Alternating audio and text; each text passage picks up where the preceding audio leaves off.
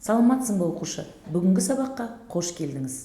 Балалар, бүгінгі біздің сабағымыздың тақырыбы дәстүрлі қазақ қоғамы, этникалық құрылымы және әлеуметтік ұйымдасуы.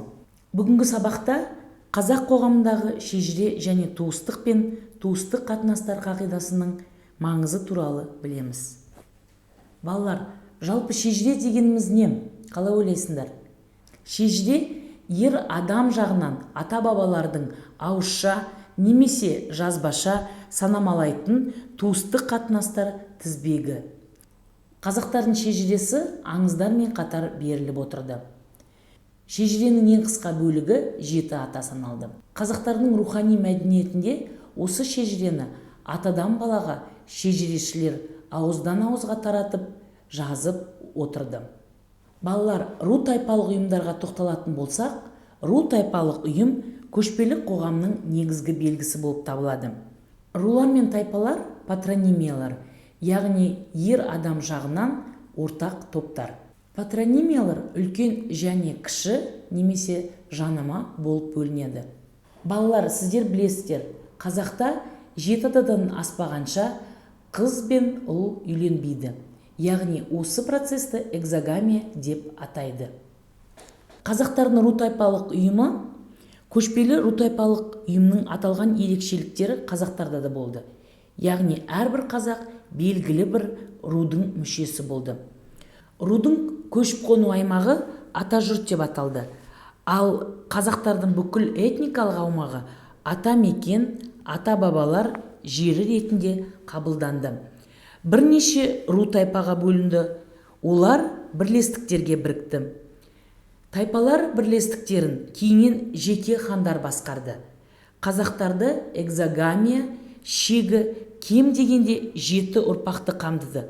Оны 7 ата деп атады. Жүздер. Қазақтардың бірыңғай этносқа тиістілігін ұсынған, шежіремен бекітілген ортақ генеалогиялық дәстүрі бар этникалық аумақтық бірлестіктер. Қазақтардың этникалық тарихының маңызды сипаты ол аумақтық бірлестіктерге, яғни жүздерге бөліну болып табылады. Осы 300-дің әрқайсысына жайылымдар мен көшіп қону жолдары бекітіліп берілген. Дерек көздерде 17 ғасырдың бас кезінде жүздер туралы алғаш дерек берілген. Ұлыстар мен жүздер. Ұлыстық жүйе түркі және моңғол көшпелілерінің мемлекеттік құрылымын айтуға болады. Яғни оған ұлыстар мекен, аймақ, әкімшілік мағынасын беретін түркі сөзі. Мемлекет ұлы ханның меншігі болды, ал оның ішінде олар ұлыстарға бөлінді. Ұлыстың барлық адамы елге бірікті. Әрбір ұлыстың көшу аймағы жұрты болды. Қысқа қашықтықта көшіп қону шағын туыстас топтар, ауылдар мен жүзеге асырыла бастады.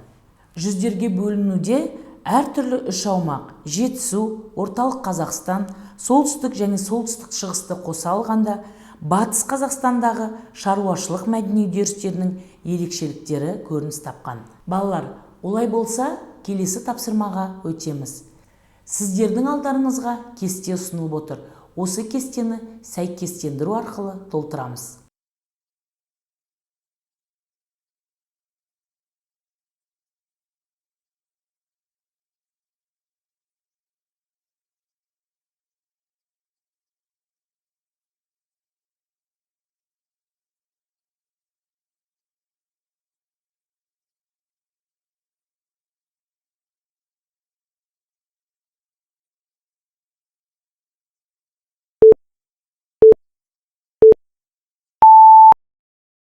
Олай болса, балалар, өз тапсырмаларыңды тексерейік.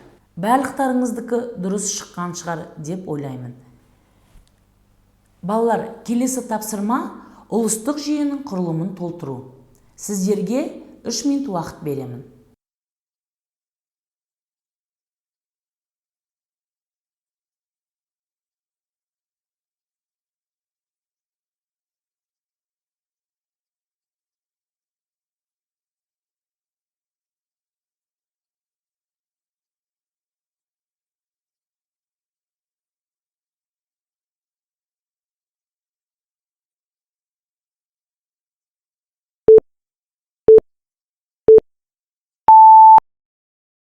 Уақыт аяқталды, дұрыс жауабын тексерейік.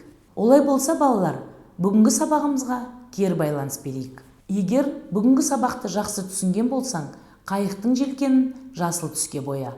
Ал егер бүгінгі сабақта сенде қиындықтар туындаса, қайықтың желкенін сары түске боя. Ал бүгінгі сабақта сен мүлдем еш нәрсені түсінбеген болсаң, онда желкенді қызыл түске боя. Келесі сабаққа түсінбеген нәрселеріңді қарап келемін. Олай болса, сабақ аяқталды. Сау, саламатта болыңыздар.